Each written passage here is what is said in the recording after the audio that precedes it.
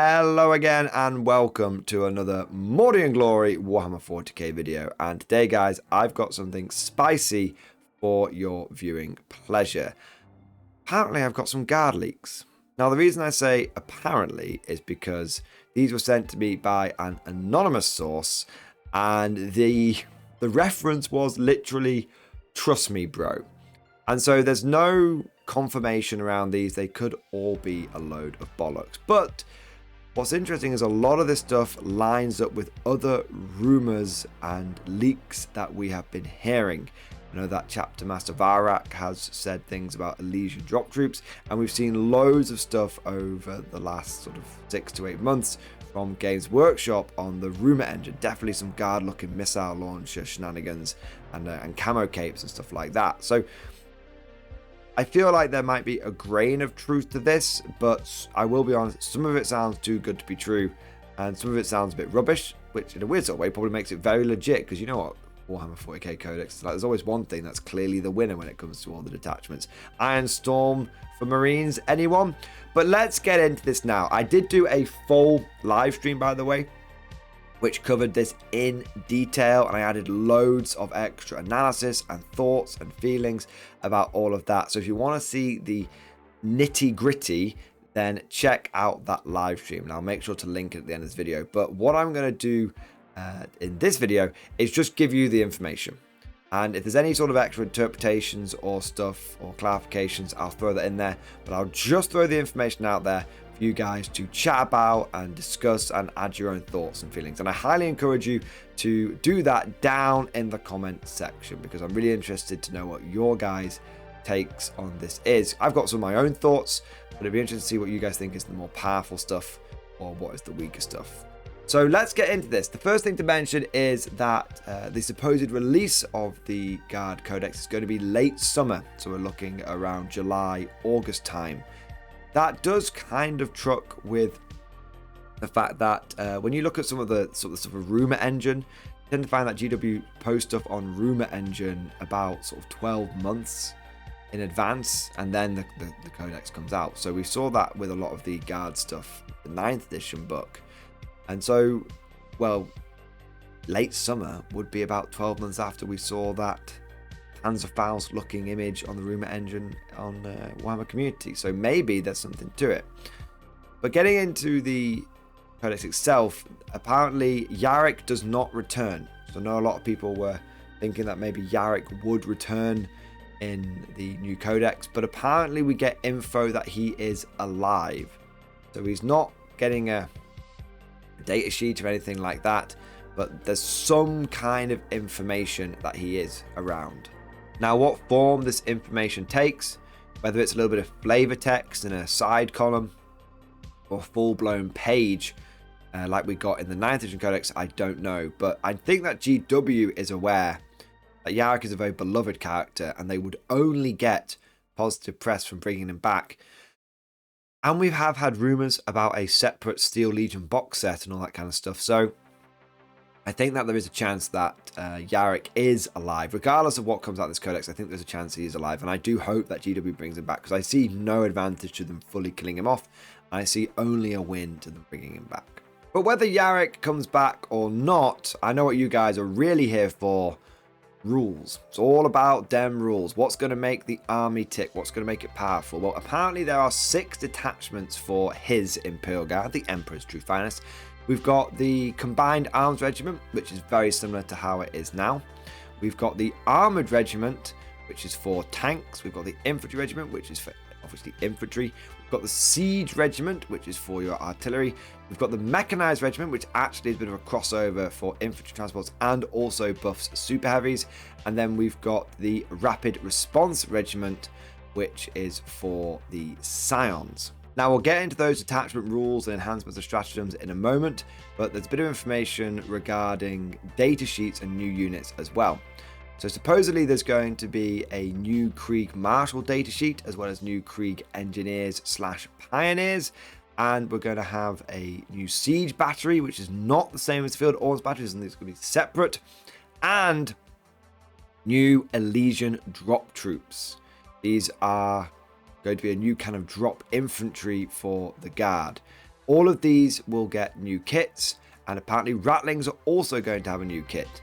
There's potentially going to be a discontinuation of a lot of the old metal things and a lot of the old Forge World stuff. Essentially, GW continuing to move models away from Forge World and in resin, and moving over instead to things in their hard plastic. Some things are getting removed, so for example, servitors will be gone. I don't think anyone's overly bothered by that. Servitors have been disappearing from a lot of factions such as Space Marines. There is going to be some reimagining, so regimental advisors, preachers and engineers will gain new models. The interesting one I find here is about the engineer.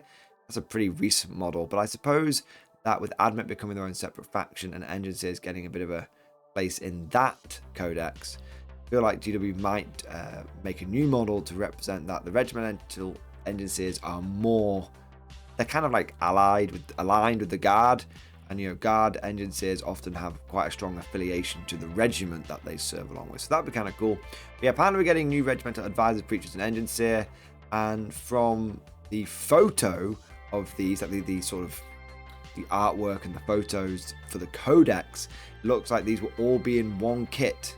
You'd buy a kit and it would have your advisors, which would be the Master of Ordnance, the Astropath and the Officer of the Fleet, and then you'd have a preacher and you'd have an engineer.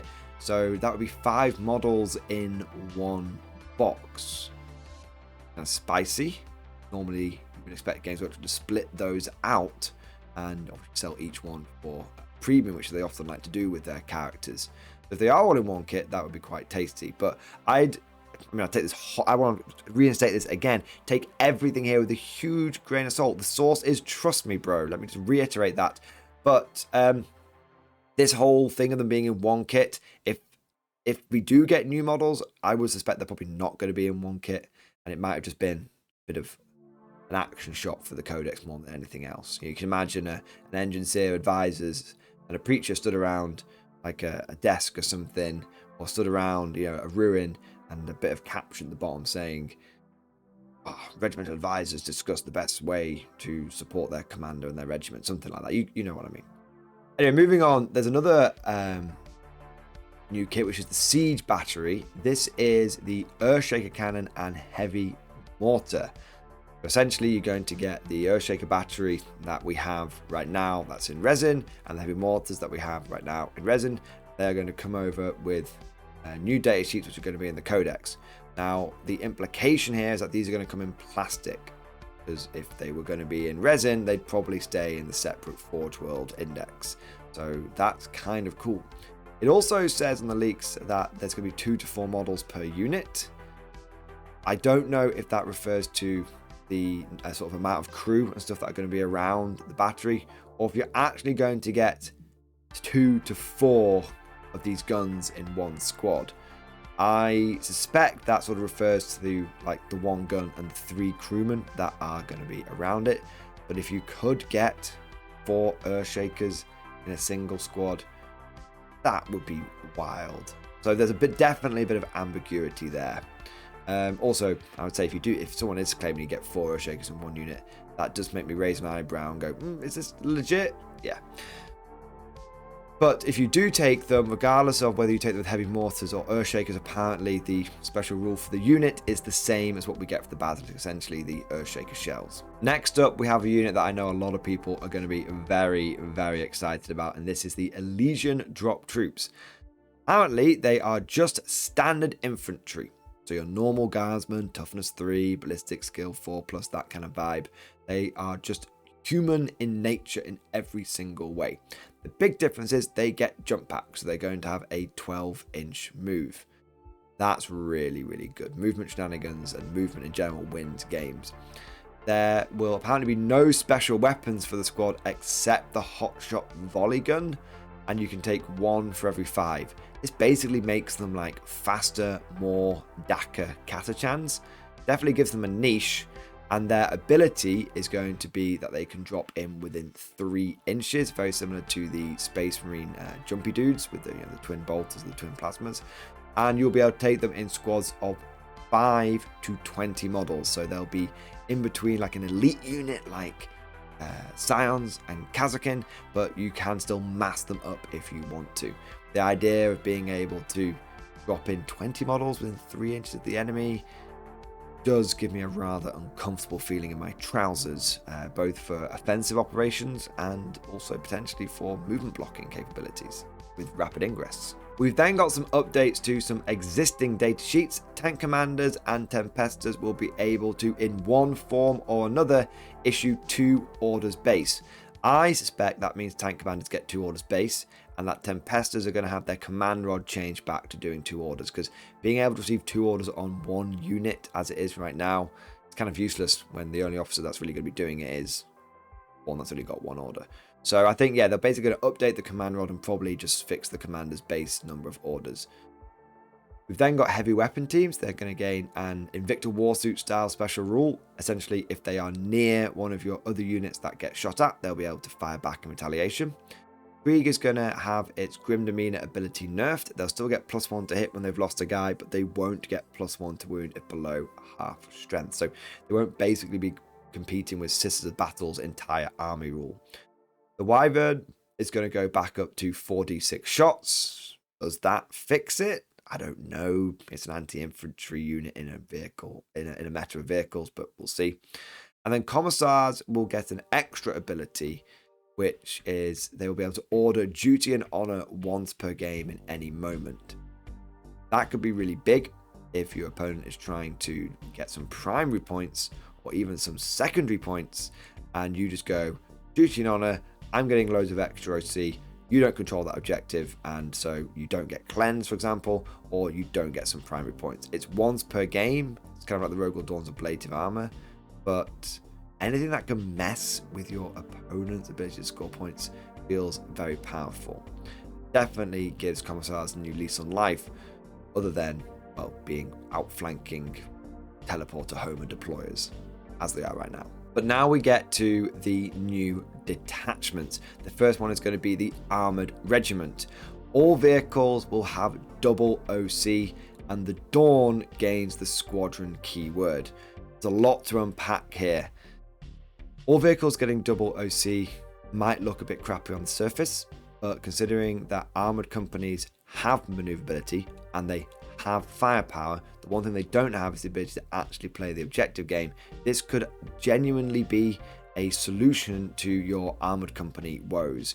Because I can't tell you the number of games that I've played with an armoured company and it's blown 95% of the enemy armour table, but it's just not been able to do any objectives. This could be quite tasty for that. The Dawn gaining the Squadron keyword, before you go out there and start ordering 9 Dawns from your local shop, I don't think that means we're getting back units in 1 to 3 size like we did with 9th edition. I think that means that Dawns won't have the Squadron keyword on their data sheet unless they're an armoured company. That means you wouldn't be able to order them with tank commanders, and you'd need someone like the Lord Solar to boss them around. Potentially that makes Dawns a lot more restricted and makes the Lord Solar a lot more of an auto-occlude in non-armoured company regiments, but it definitely makes Dawns a very attractive option if you are going down the armoured company route. There's also the entire possibility that the way Squadron and Regiment works completely changes in the Codex, and Squadron and Regiment mean nothing like we currently understand them to. We then get to the stratagems. The first one is Outflanking Maneuver. Return 1 unit to reserves if it is in within 6 inches of a board edge. We then got Armour of Faith, which is -1 AP, essentially Armour of Contempt. We then got Armoured Might, which is exactly as it is right now, which allows you to have -1 damage on a vehicle. We've then got Fire Ambush. Return fire to an enemy unit, so retaliatory fire. I suspect that will be against the unit that shot at the vehicle. There's some enhancements as well. Knight of Piety, the 5+ Feel No Pain. Laws of Command. Dawn only can issue 2 orders. Now this is either complete bollocks, because you can't give enhancements to non-characters as per the core rules, or we're getting Dawn tank commanders.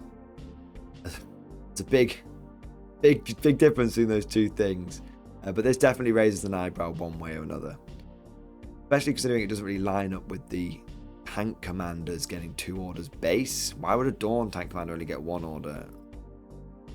Fishy. It could easily be something that's been lost in translation. It's also an enhancement that allows you to get some free tank shock if you're near the officer who has the enhancement. And then you've got massive camouflage. The unit gains stealth. Now bear in mind this will probably all be for officers in tanks or tank commanders specifically. You can't have massive camouflage like a big unit of infantry, but you could have a tank with camo netting on. A lot of these do line up with some of the old tank aces we had in 9th edition. A few things that would jump out at me. Knight of Piety used to be a 5+ feel no pain against mortal wounds only. Now it's 5+ feel no pain all the time. And gaining stealth and free tank shock. Free tank shock is ways of being able to be aggressive with your tanks. It's really, really nice. Being able to get free tank shock. A lot of mortal wound potential there. And stealth. Can't go wrong with getting extra durability on a tank commander, especially if they're a limited source of orders.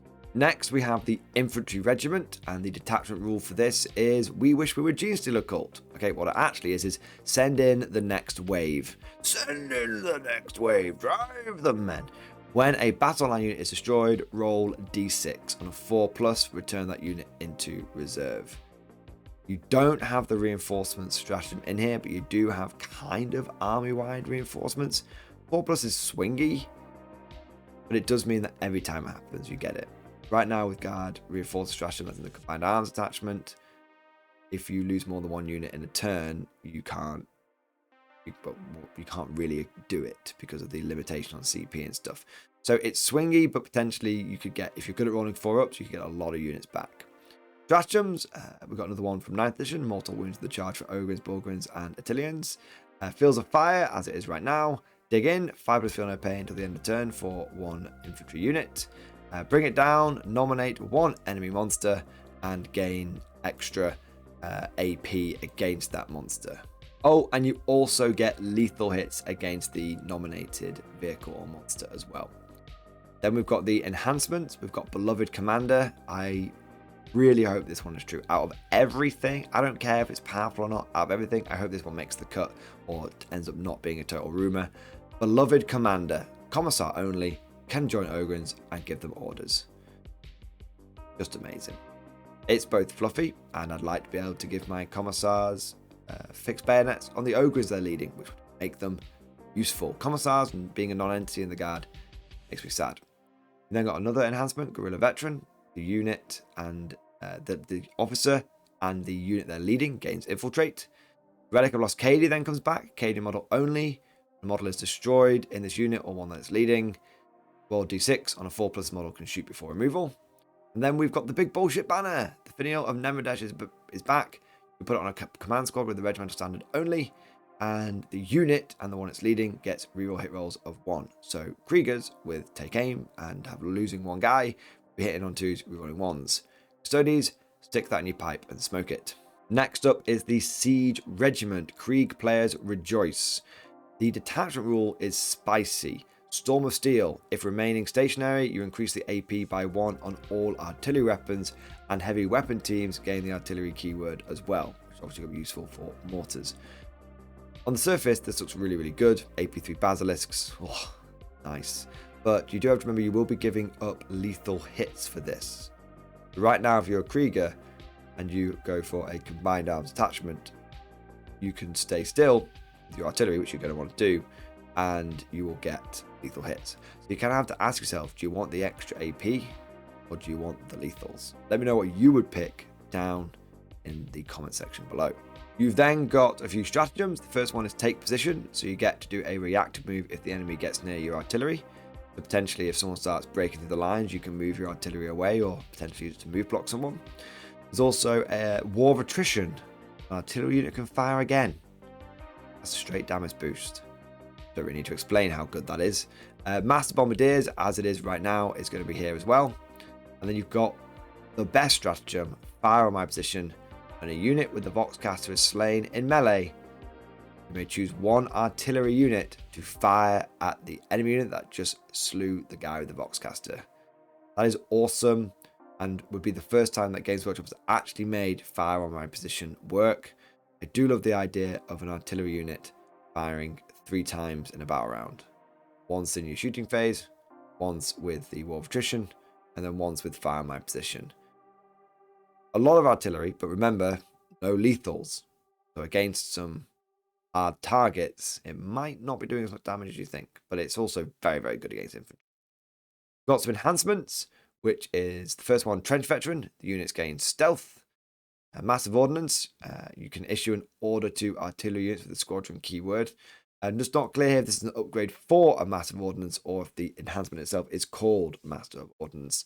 And you can have an infantry officer running around ordering your basilisks and stuff like that, which you can't normally do. And then we've got Tunnel Fighter, unit gains Deep Strike. That's kind of cool. So it's not all about the artillery. There are some sappers and deep strikers and trench fighters and that kind of stuff as well. The next regiment is the Mechanized Regiment, and its attachment rule is Shock Assault. Units disembarking from transports can reroll the wound roll. Chimeras and Tauruxes gain the regiment keyword. Getting full rerolls to wound from disembarking from any transport, I imagine that includes things like Valkyries and Super Heavies, is pretty good, but I always find when I'm running my Mech Guard, if I get on my Chimeras too early, I die.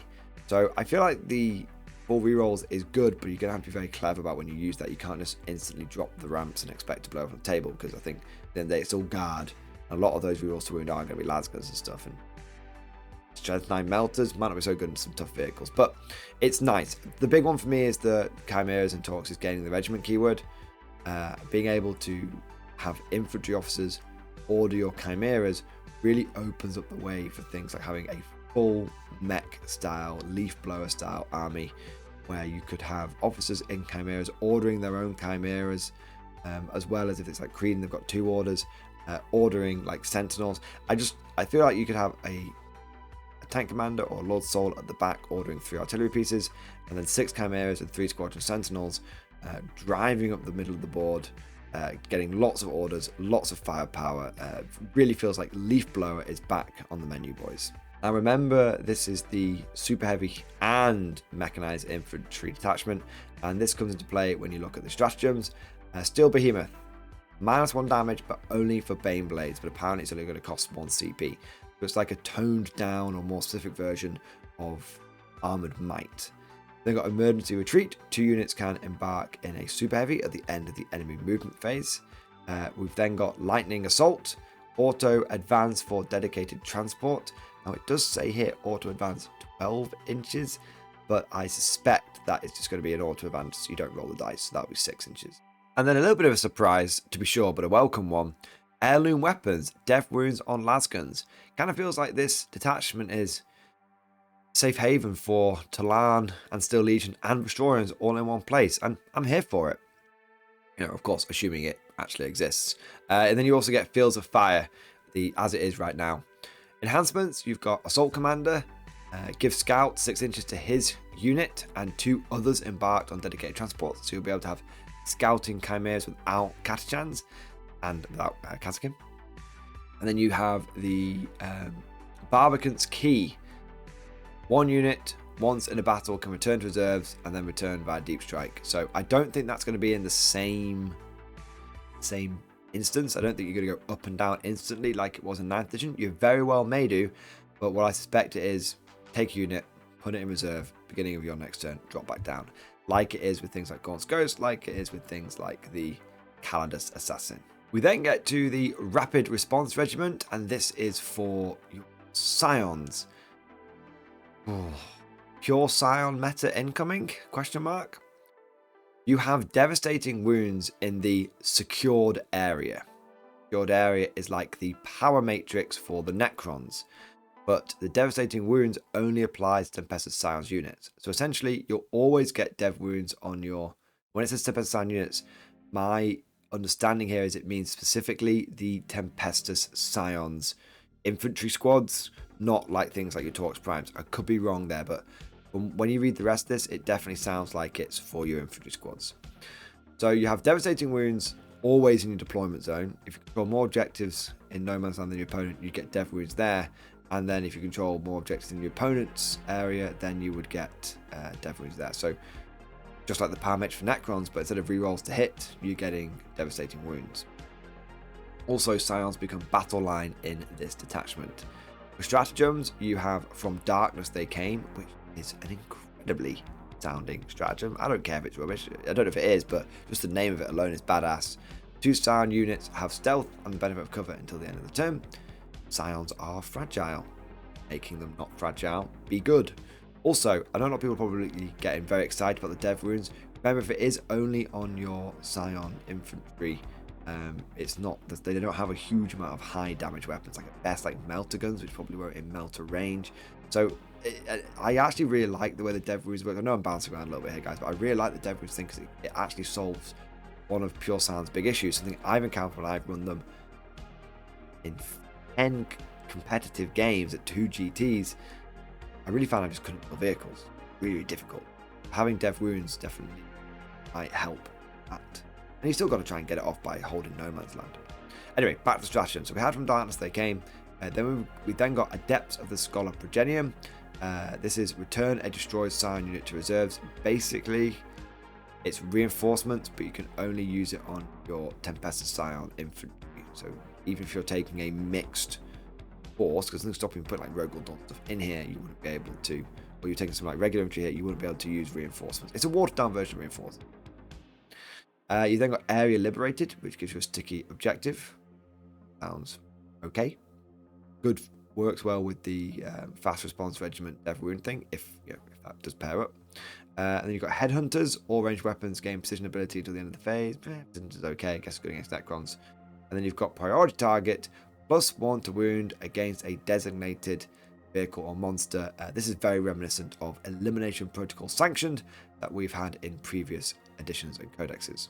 And there's one more, Rapid Redeployment. Take a Scion unit back to reserves if you are near a Valkyrie at the end of your turn. That's really cool. Being able to take like a 10, 15 man Giga Blob of Scions, drop them down, smash the entire area, and then pop back up. That's tasty. You could really potentially abuse this with a Valkyrie in hover mode that's hiding behind some big L-shaped ruins. Valkyries are big beasts, but this has the potential for constantly delivering pain trains into the enemy every single turn of the game. And as someone who has used Giga Blobs of Scions and been dropping them down and using lots of sustained hits, 4 rolls to wound, this feels like the best stratagem of the lot, and there's a lot of good ones here. And then there are 3 enhancements. We've got the Armor of Graf Tashenko. The model has 2+ save and gains 1 wound. Alright. You then got the Null Coat, which gives you a 4+ field opening against Psychic. That's terrible, but the Null Coat by tradition is always terrible. And then you've got the obvious auto include. Do you know what I mean? Like, there's some stuff which you know how GW always has something which is obviously better than the others, and that almost gives this an element of truth, because there's so much of phenomenally bad, which you would expect, and there's so much clearly better, which always seems to be the way. You've got precision targeting, which the unit gains lethal hits. Well, lethal hits are always good with Scions, with full rerolls, if their Stormtrooper ability stays the same. Yeah, I like precision targeting. And then there are 3 last erroneous points. Firstly, apparently Scions are going to get their own combat patrol. It will consist of a Scion command squad and 2 other Scion units. And there'll be a Torx Prime and Rattlings.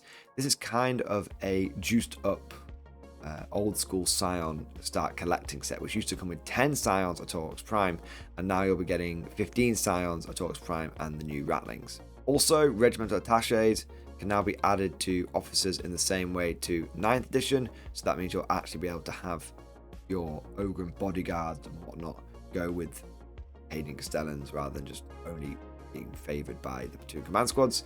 And finally, oh yeah, just a small one at the end, just a big one, not potentially game breaking, and basically puts all the rest of the information to shame.